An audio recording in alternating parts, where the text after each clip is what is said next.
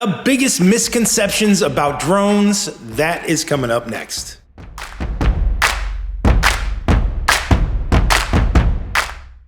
Hey everybody, David Plummer here from Aerial Influence. Thank you so much for checking out the channel. Today, I wanted to talk about drones and the big misconceptions about them. You know, drones are kind of taking over the worlds of business, the worlds of agriculture, and they're also being used heavily in the world of search and rescue. Obviously, drones for good, they're saving some lives, but they're also being used in all sorts of other businesses. Today, I wanted to talk about the misconceptions.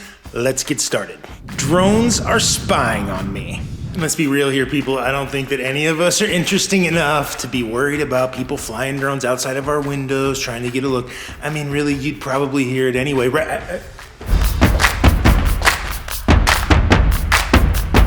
Okay, obviously, I was just kidding around there. You should be a little nervous about people spying on you. Sure, I mean, there are people that will do bad things with drones. They're just like there are people that will do bad things with binoculars. So if your neighbor has binoculars and they're looking in your window, yes, that's a horrible thing and they should be taken care of and their binoculars should be taken away. However, the majority of people flying drones are not using them to look in your windows. They really don't care what you're doing. They're typically going from point A to point B. They're working on a job, or they're just flying recreationally and usually legally. So I would say, maybe don't be so worried about it. If you see some unusual activity, if you do see a drone flying outside of your house, if you do see a drone flying over your property, yes, call the authorities, find out what's going on. But unless you're seeing that kind of strange activity, drone pilots honestly probably don't care what you're doing in your backyard or anywhere else. They're trying to get a job done. Okay, moving on. Drones are a serious safety risk. Yes, if a drone hits you in the face going 75 miles an hour, it's gonna hurt.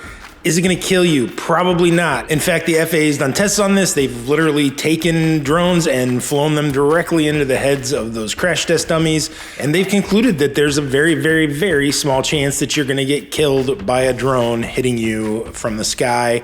Like I said, you might get hurt. You might get cut a little bit. And depending on what size of drone it is, if you get hit in the face with an ag-grass, the big spraying drone, yeah, that's gonna cause some damage, but the likelihood of it killing you is not good.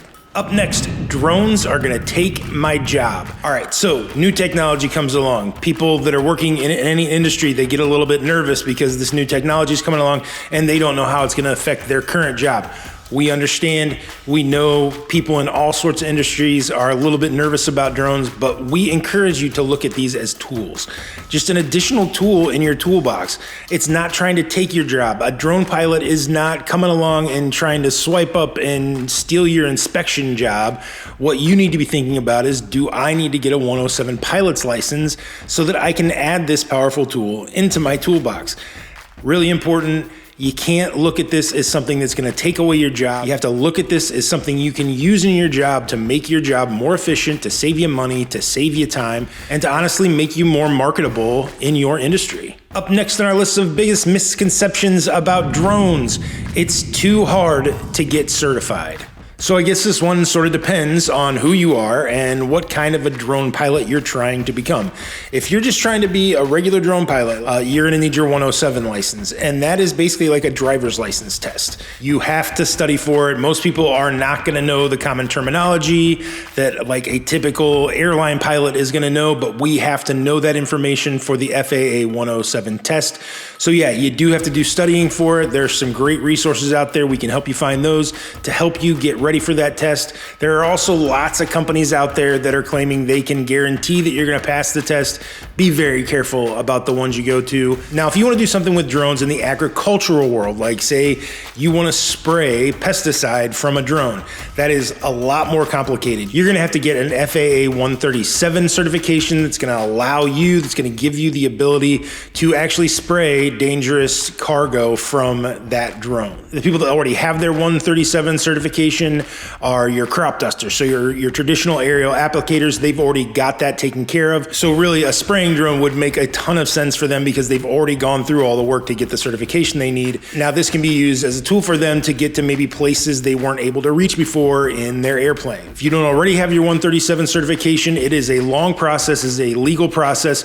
We can help you get it. We'll help you get legal. We can walk you through the steps, step by step, to get you that certification. Currently, we're one of about 5 drone companies companies that has gone through the process of getting our 137 certification. If you've got questions, please shoot us an email, give us a call. We're happy to talk to you about that. Moving on, drones are too difficult to fly, and that just isn't true. For most people, drones are very intuitive. You're gonna pick it up really quickly, especially DJI drones. With the amount of sensors they have around them, they're sometimes without a complete malfunction. Unless there was a complete malfunction with the drone, they're really hard to wreck because they'll stop before they hit a wall because they see it before you do sometimes. All it's gonna take is an hour or two in a safe environment where you can get the drone up in the air, not have to worry about hitting anything. You're gonna understand the control without any problems, and with a lot of practice, you're gonna become a great pilot. Next up, drone pilots are reckless. You know, this goes along with any job. I mean, are forklift drivers reckless? I think there might be. I don't know. There's probably some guy out there that's like, he's famous for being a horrible forklift driver. Yes, there probably are drone pilots that are reckless. We've all seen the reports, with near misses from airplanes, although, by the way, there has never actually been a plane that has wrecked because of a drone. There have been a lot of sightings and a lot of close calls, but no actual wrecks so far. Fingers crossed.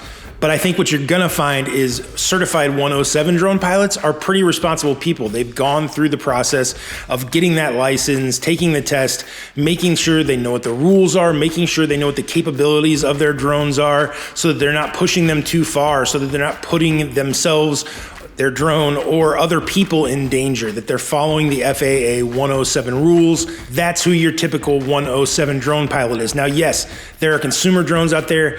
Anybody can go to the store, a hobbyist, and pick up a drone and do something stupid with it. Just like anybody over the age of 16 can go buy a car and go do something stupid with it. We have faith that most people are gonna do the right thing when it comes to drones. Obviously, things go wrong sometimes, accidents happen, but are drone pilots inherently reckless?